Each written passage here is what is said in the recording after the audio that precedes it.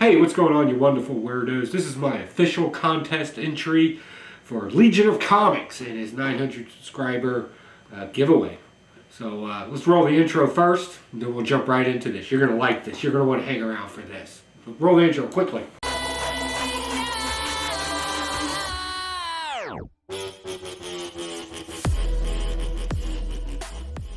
Like I said, this is for Legion of Comics. Great supporter of the community, does a lot of stuff. He allows me to come on his show. I'm still trying to figure out why. I think it's an evil plot. I'm not really sure. You'll probably notice I'm in a different room than normal. That's because I had a lot of things to show you. I really wanted to kind of show some of the comic books that I have here. So what you need to know is I don't collect like most people do.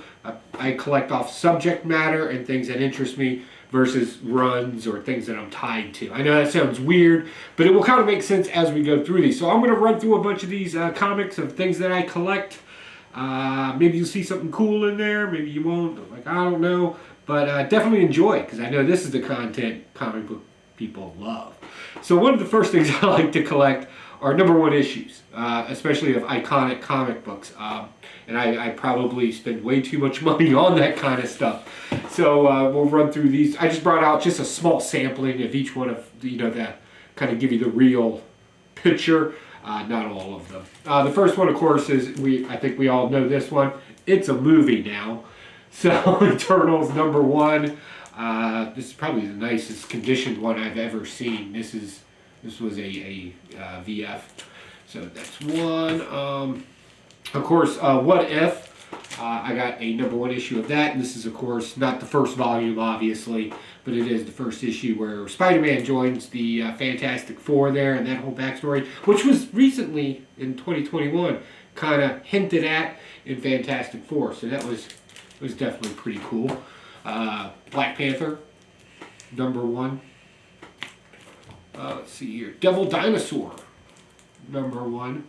This book's been, apparently, according to the comic book market, this has been picking up some steam over the last few years. Kazar. I love savagery in comic books. It always comes off accentuated with some nobility behind it, and Kazar definitely always does that very well. And of course, so does Candy, right? We got to double that one up. Sandman, #1, with the blue background, because apparently there's other colors. If you know what the blue means, let me know. Like, I keep hearing that, but I've only seen the blue background. Moon Knight, #1. Now somebody's just lost their minds. And Spider-Woman, #1. Alright, so, just because it's an issue #1 doesn't always mean, like, first appearances, right? That's not always the case in a comic book. So, where's my first appearances at? Here we go. So these are straight up just first appearances. This one, thanks to Spectacular Spider-Grandpa for allowing me to buy it, because he was ahead of me in a comic book hunt, and I was like, oh man, you jumped ahead of me, and he was cool enough to say, okay, fine, you get it. So yeah, Jane Foster as Thor, right, and that fabulous cover there, I really love. I really do like that. So Showcase, right? If you don't remember Showcase from DC, it was a great way to kind of launch new characters, new concepts, and new ideas. So, so if there was like one title I had to follow, it would probably be that Showcase run. I really like that when it comes to new things.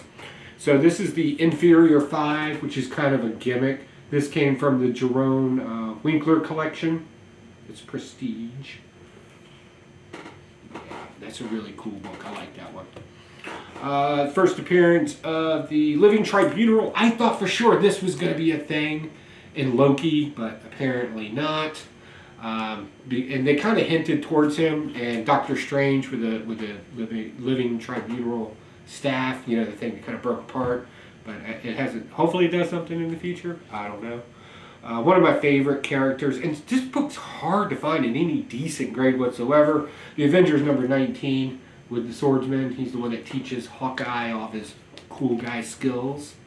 Again, another Showcase. And this came from the Winkler collection as well.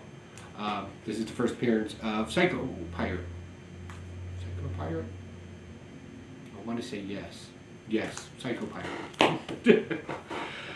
Not the first appearance, because that would technically be a cameo, but the first full appearance of Eclipso in a showcase again. This is a House of Secrets in House of Secrets. So he was a very different character back then. He's more like a Two-Face type character if you've never seen that. First appearance of Scott Lang as Ant-Man, right? Classic. I think a lot of collectors out there have probably seen this all over the place. Right? Like, who doesn't?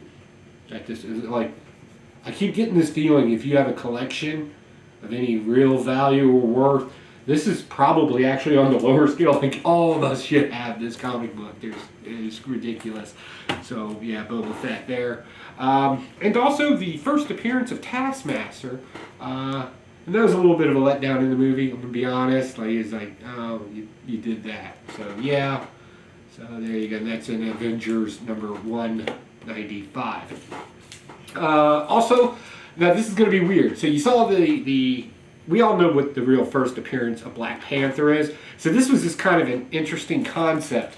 Two Gun Kid had a character named Black Panther that looked suspiciously like the Black Panther we know today. Was it kind of used for that? Probably.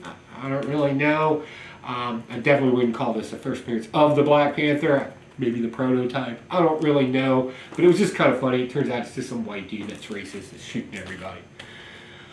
Yeah, that was kind of interesting. Also, just iconic characters and covers will always grab my eye, especially if there's a lot of cheese involved.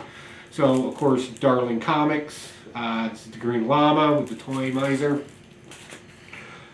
World's Finest. Right? Huge collector. Got tons of World's Finest. And this is number 114. This is important for some reason I've already forgotten. Amazing Spider-Man number 34, second appearance of Kraven the Hunter, one of my favorite characters. I have his first appearance, but I did not bring that out. Second appearances too. I don't mind collecting second appearances as well. Usually that's my first book that I'll get before I get the original appearance. So, and you know, there's that iconic cover right there. And of course, this is the first appearance, or second appearance of Poison Ivy. Next. Again, these are more iconic type covers. This is the first appearance of Pip, the Joker's first henchman, right? Was this hinted at in the last movie where they had the little guy? Is it? I guess we call them little people now. I don't know what. I don't want to offend anybody, but short people. Yeah. Okay. Again, more iconic covers. Iron Man. If it's a classic iconic cover, chances are I'll probably buy it. More than likely, if I don't already have it. Some other things that I like. Interesting facts. So like the first couple of times multiverse or other worlds or dimensions were used in something, right? I love those storylines, so I'll collect those books as well.